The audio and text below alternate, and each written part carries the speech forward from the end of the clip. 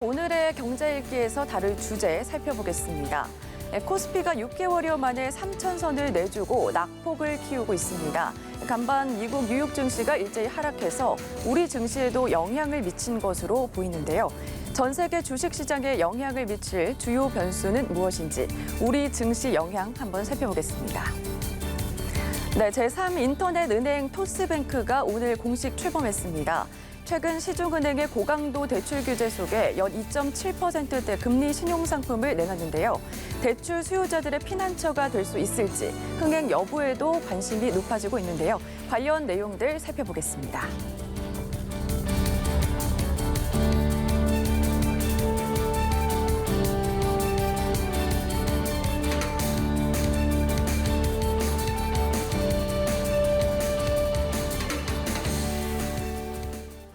예, 오늘도 김대호 박사와 함께하겠습니다. 어서 오십시오, 박사님. 네, 안녕하세요. 네, 반갑습니다.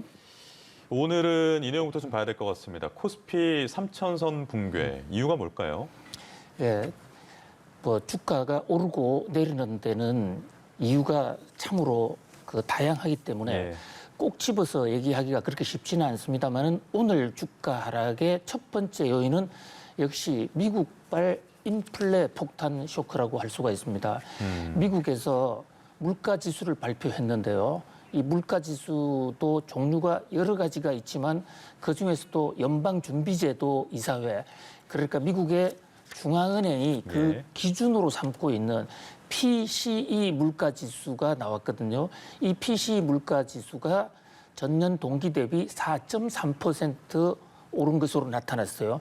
그러니까 4.3%는 연준의 목표치인 2%를 2배 이상 뛰어 오른 것이고, 또 그 상승률만 놓고 보면 30년 최대 폭이거든요.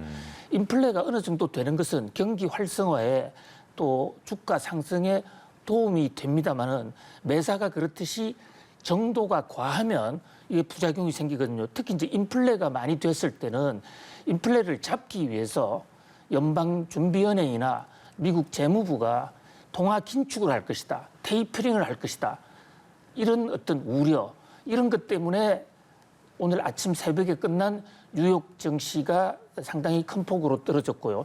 또 하나 주가 하락의 요인은 이제 국제 유가가 오르는 거, 또 미국의 10월 18일 날 지금 미국의 국가 부도가 되느냐 안 되느냐, 지금 의회와 여당과 야당 간의 어떤 지금 신경전이, 예산을 두었다 예산 전쟁이 벌어지고 있는데요.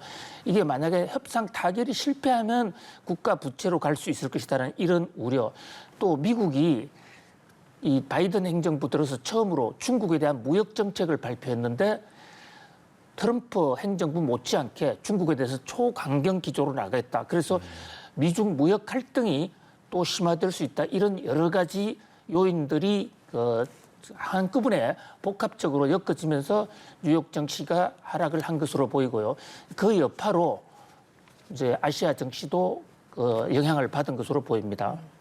네, 다음 주제는요. 이 파산 위기에 몰렸던 헝다그룹 자회사의 주식 거래가 정지가 됐습니다. 이런 중국 헝다의 악재들이 세계 증시에 영향을 미치지 않을까 우려의 목소리도 나오고 있는데 지금 어떤가요? 예, 지금 헝다그룹이라고 중국의 제2위의 부동산 회사죠. 이 회사가 지금 언제 파산을 하느냐, 파산 카운트다운 단계에 들어가 있다는 말씀을 여러 차례 전해 드렸는데요. 우리가 개천절 대체 휴일로 연휴이던 동안에 네.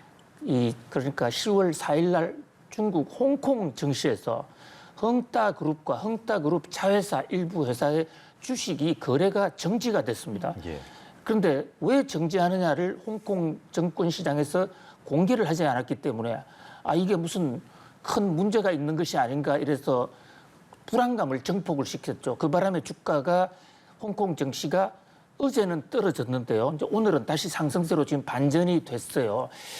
자, 지금 왜 중단됐을까를 놓고 설왕설래가 있는데 제가 분석을 하기로는 지금 헝다그룹을 구조조정을 하는 과정에서 다른 기업이 헝다그룹의 일부 자산을 삽니다. 예. 그러면 그 주식을 매매를 하려면 가격이 불안정하면 거래를 확정할 수 없는 것입니다. 그래서 매매하기 위해서 일정 기간 거래를 중단시켰을 가능성이 가장 높아 보이거든요.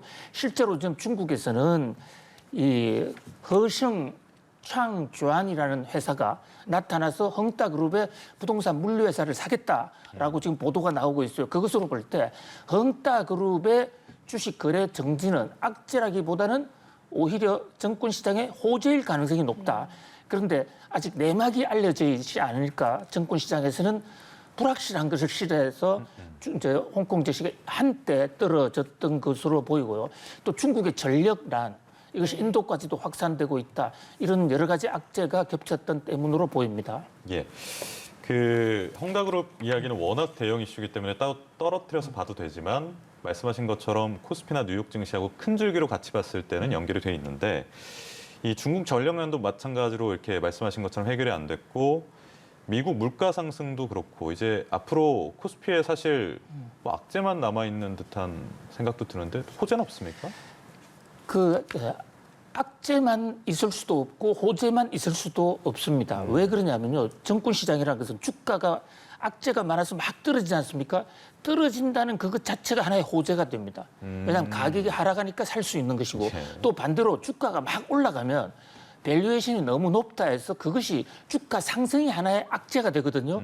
그래서 이제 주식 투자하는 분들한테 드리고 싶은 메시지 중에 하나는 결코 단기적인 상황에 일희일비해서 네. 추종 매매를 하면 떨어질 때 팔고 주가 올라갈 때 사면 아주 대박 반대로 큰 손해가 나게 됩니다. 예. 그러니까 시중의 흐름과는 반대로 해야 되는데 현재 말씀하신 대로 악재가 여러 개 있죠. 우선 이제 인플레가 생기니까 인플레 자체는 그것만으로는 악재가 아닙니다. 그런데 인플레 때문에 연준이나 각 중앙은행에서 긴축을 할 것이다. 테이퍼링이나 금리 인상을 할 것이다. 이런 것이 이제 악재고요. 또 밸류에이션 현재 주가 자체가 상당히 높아 있다. 이런 문제. 그 밖에도 최근에 지금 미국에서 일어나고 있는 IT 기업에 대한 규제, 뭐 이런 것들이 악재로 볼 수가 있죠. 호재는 자 지금 왜 인플레가 되느냐를 잘 살펴보면요. 코로나19가 극복이 되면서 이제 경기가 좀 살아나고 있습니다. 우리나라도 올해 4.2% 성장률, 작년에 마이너스였는데 올해 4.2% 성장하지 않습니까? 또 수출은 지금 건국 이후로 가장 높은 수준이거든요. 이렇게 지금 그 거시경제 지표가 좋아지는 거, 이건 그 자체만으로서는 경기에 상당한 호재일 수도 있다. 그래서 중요한 것은 호재와 악재를 양쪽을 잘 보면서 호재가 극대화되고 악재가 극소화될 때는 사고, 반대로 악재가 두드러지고 호재가 조금 영향력을 잃을 때는 파는 이런 어떤 그 악재와 호재를 넘나들면서 어떤 그 전략적으로 투자하는 것이 매우 중요하겠고요. 특히 이럴수록 가치 투자라고 해서 실적이 결국 좋은 기업, 그것은 PER이나 PBR 지수로 숫자로 나타나거든요. 네. 그러니까 풍문이나 소문보다는 실적 위주의 가치 투자를 하는 것이 더 중요하겠다 이런 생각을 해봅니다. 명심하겠습니다. 네. 다음 주제 알아보겠습니다. 국내 사무 인터넷 전문 은행 토스뱅크가 오늘 출범을 했고요. 또 사전 예약자만 약 100만 명이 몰리는 등 관심을 끌었는데 어떻게 좀 흥행했다 이렇게 보면 될까요? 그렇습니다. 드디어 이제 세 번째 인터넷 은행이 나왔습니다. 인터넷 은행을 우리 정부가 허가한 것은 매기 효과, 그러니까 그동안에 너무 그 기성 권력에 침잠해서 조용히만 살아왔던 은행에 새로운 좀 활력을 집어넣자. 네. 그래서 매기가 정을이 있는 시장에 가서 좀 물을 확 휘저으면서 새로운 혁신의 돌파구를 만들어보자. 그런 취지로 생긴 게 예. 이제 인터넷 은행인데 세 개가 허가가 됐거든요. 그중에 K뱅크 또 카뱅이라는 카카오뱅크는 이미 영업 중이고요. 이제 마지막 정부가 허가한 세 개 중에서 토스뱅크, 돈을 토스해 준다는 뜻의 토스뱅크입니다. 저 토스뱅크는 치과 의사가 만든 아주 독특한 금융기관이에요. 네. 서울대 치대를 나와서 삼성병원에 연수를 받다가 사회를 살리기 위해서는 은행이 더 필요하다. 이래서 뛰쳐나온 분인데요. 혁신을 해보겠다 해서 지금 상당히 그 야심찬 그런 전략을 세우고 있습니다. 그리고 지금이 마침 금융당국의 규제로 인해서 기존의 은행들은 대출을 거의 할 수 없는 대출 중단 또는 어떤 축소 이런 상황이지 않습니까? 그런데 새로운 은행에는 규제를 할 수가 없거든요. 그런 면에서 좀 어부지리 효과를 누릴 수가 있다. 그리고 일단 자본금이 있기 때문에 자본금의 15배까지는 대출을 할 수가 있고요. 그래서 본격적으로 지금 그 영업을 하는데 제일 밑에 보면 토스뱅크 그래픽이에요. 지금 대출 금리가 다른 은행보다도 좀 더 낮죠. 네. 그죠? 소폭 낮네요. 예, 소폭 낮으니까 사실 큰 규모 우리가 10억씩, 20억씩 투자한다면 0.1 소폭이 아닌 것이죠. 예. 자, 그러니까 그만큼 낮다는 것은 자금 조달 금리가 싸기 때문에 더 유리한 고지에 있다. 그것이 첫 번째 장점이고요. 토스은행의 두 번째 장점은 아주 강력한 이 저변 고객망입니다. 토스뱅크는 그동안에 자금 결제, 뭐 대체 서비스 이런 걸 해주면서 벌써 고객을 2천만 명을 확보하고 있습니다. 다른 인터넷 뱅크는 새로 들어와서 고객을 새로 만들었는데 토스뱅크는 2천만 명을 데리고 시작을 하거든요.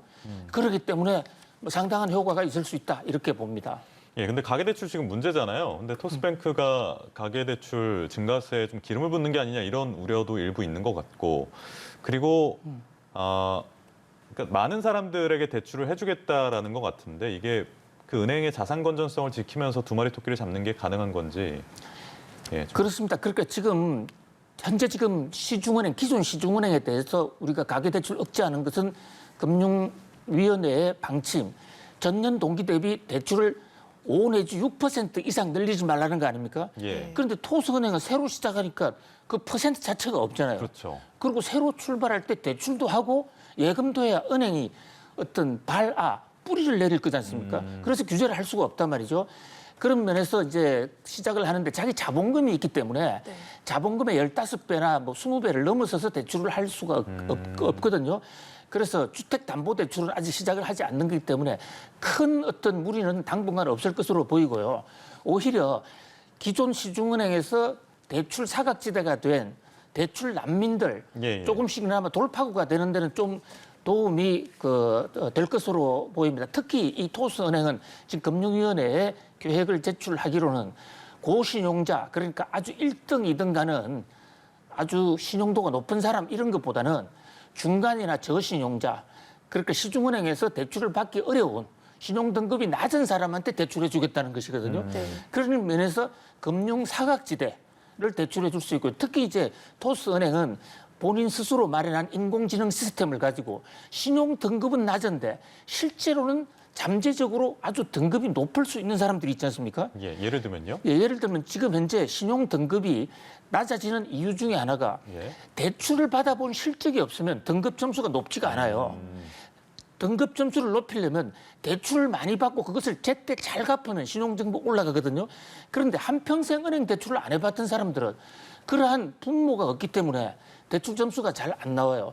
꼬박꼬박 저축만 하는 사람들, 신용 점수는 낮지만 이것을 인공지능으로 평소에 성품이 좋다든지 우리 앵커님처럼 성품 좋은 사람을 가려낸다든지 절대 남의 돈을 떼먹지 않을 사람, 이런 사람을 잘 가려내가 대출을 하면 토스뱅크에서는 부도도 별로 안 내면서 또 사랑받는 중산층과 서민층의 은행으로 클 수 있다.